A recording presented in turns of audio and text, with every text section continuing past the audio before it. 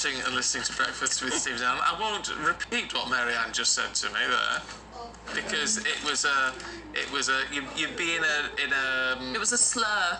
It was a slur. You'd be in a Gavin Williamson situation with. No, that's a bit extreme. No, you would. I don't think I would. I didn't hear it. I want to know now. Everybody will want to know.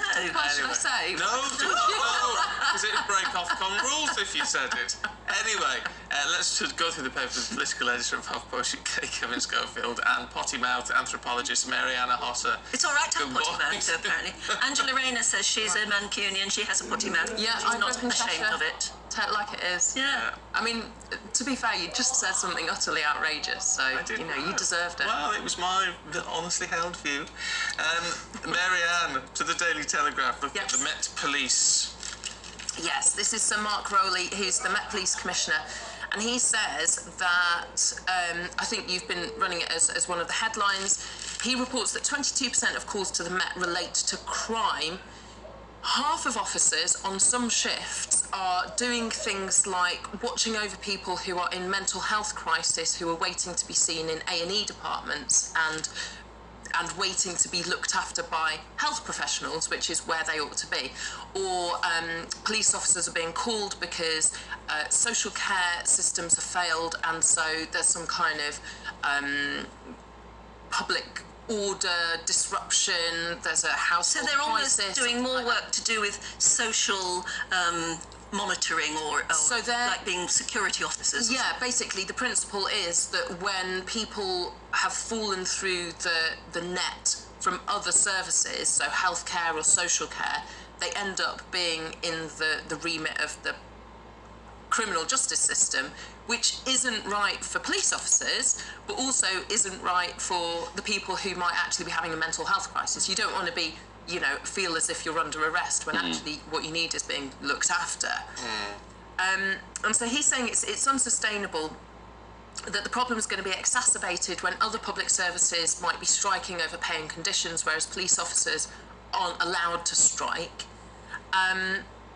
But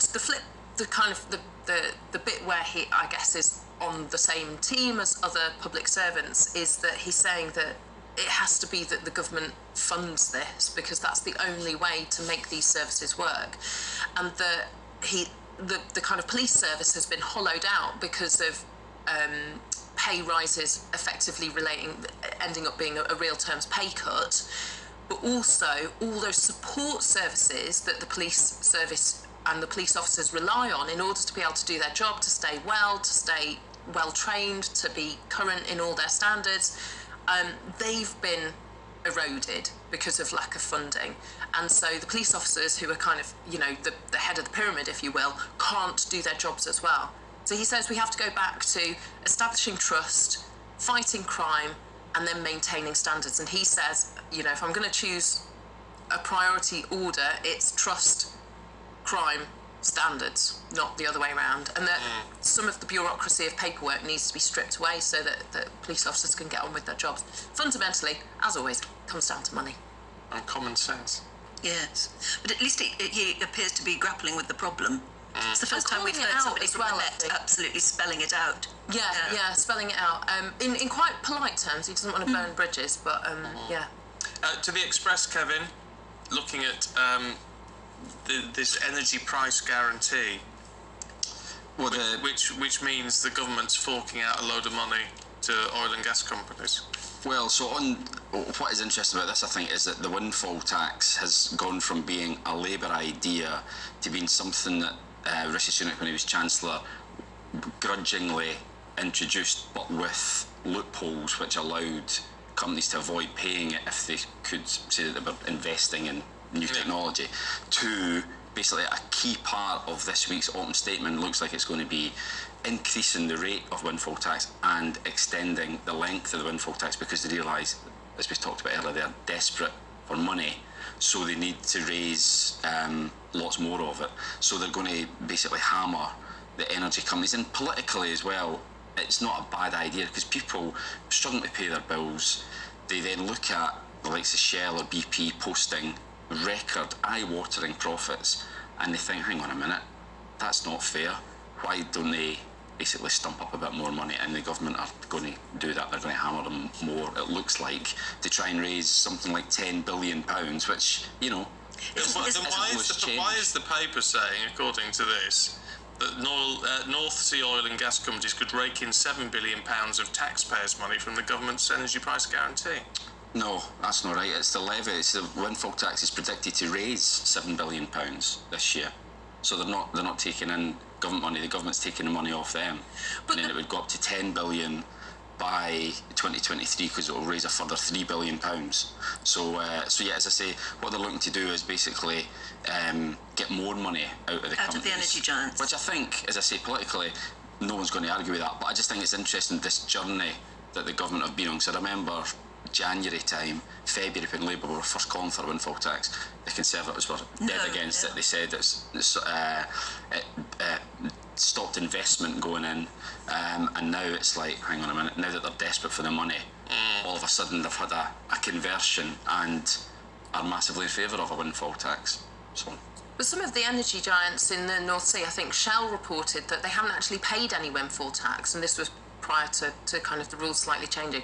Because there's this loophole where if they reinvest in oil and gas installations, then they get off scot-free. So they can kind of call it reinvested surplus, and then they don't pay any tax on.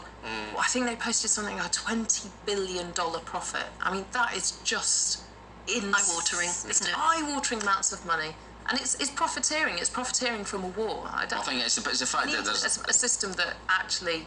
Yeah, I think the feeling is that they've benefited from a global spike in price. It's not through any great brainwave. It's a market economy, isn't it? Exactly, yeah. But also they have control over the tap. If you know, they can effectively monopolise the price of oil and gas because they can pump it out or not and work out where they sell it. Have they reacted to this extension of the windfall tax yet? Well, not yet, because it's not been confirmed. It will get confirmed on Thursday. But, you know, I think, to be fair, I think it was the chief executive of BP, I think it was, who, way back when the Conservatives were still resisting it, was saying, actually, yeah, we could absolutely afford a windfall tax, and it wouldn't affect. It did that, didn't it? And it wouldn't affect our investment plans at all, because we've made all this extra money, so, you know, we can well afford to pay it. Wow. So. Oh, nice. Oh, there you go. Mary, this extraordinary story of the Russian soldier who effectively became a human bomb. Yeah, this is a really strange one. So this is a Roman junior officer, Russian junior officer, fighting near Kherson, hit by a grenade that enters under his body armour into his lung cavity, doesn't kill him, but also doesn't detonate. And so then he becomes this kind of human bomb and begged the Russian surgeons, these kind of specialist surgeons, not to operate in case it blew up, basically. So all the Russian news have released these photographs and this video footage of the surgeons operating on this soldier wearing full body armour in case he detonated. Because it was a live grenade. It was a live grenade. It hadn't gone off, but it was live. The kind of pin had been pulled out, as it were. And kind of one of those strange stories that you get from the war. The operation was successful, and he's now recovering. It is extraordinary, but so also, bizarre. I mean, you have to remember these are all human beings, aren't they? Whichever side they're fighting on. Yeah, that's it. And the person,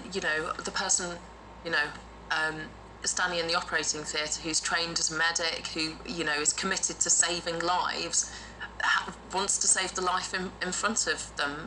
At that point, it doesn't really matter what colour uniform you're wearing.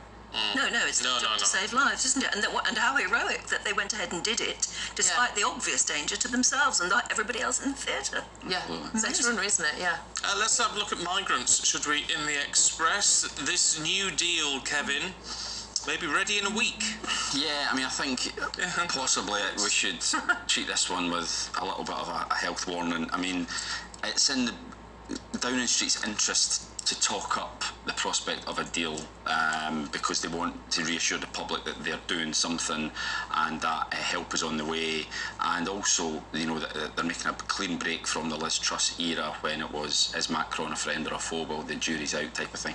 But the briefings from the other side of the fence have been, well, actually, let's just hang on a little minute. It might not be quite as imminent as maybe the British have been led to believe. However, in saying that, yesterday James Cleverly, the Foreign Secretary, met with the French Minister for Europe, Catherine Colonna, and it does seem as though progress was made. It looks like there will be some sort of deal. Whether it's within a week or not is open to question, but it certainly looks like it's coming, which would allow British border force people to basically go onto the beaches in France to help. And that's the key. That's back. The key move. Yeah, exactly. That's what they wanted for a long time. Yeah, so it's to try and didn't want to do it. Yeah, so it looks as though new Prime Minister. There does certainly, we saw the pictures during the week of Sunak and Macron. There definitely does seem to be a bit of a rapport there that wasn't there previously, to put it mildly. Does it, if we've got British officers working with French officers on the beaches, if they stop sailings happening, does that then mean that we will start a process in France, so that we will still be able to interview and process people who want to come to Britain? I think, yeah. Before they actually leave France? I think that is the ultimate aim, and I think that's probably the fine detail of the agreement that they're trying to reach, is precisely where these people are processed. Because I think, as far as Britain's concerned, is they think, well, if you process them on the other side of the channel, that negates the need for them to then try and make it to the UK. But again, I mean, this is something that's obviously been going on for quite some time. No deal has been reached yet. There's been a lot of negotiations between the British and the French, but it does look much more optimistic now than it did, you know, under the previous administration, and probably even under Boris Johnson as well. So it might be easier to find out who the gangs are as well, because, you know, you're actually nipping it in the bud before they're actually able to put people in the water. Absolutely, yeah, because there's a lot of like bad people making an awful lot of money out of human misery. Yes, there is indeed. Look, there we must leave it, I'm afraid. Marianne, Kevin, thank you both very much indeed. Catch up with you in the next hour.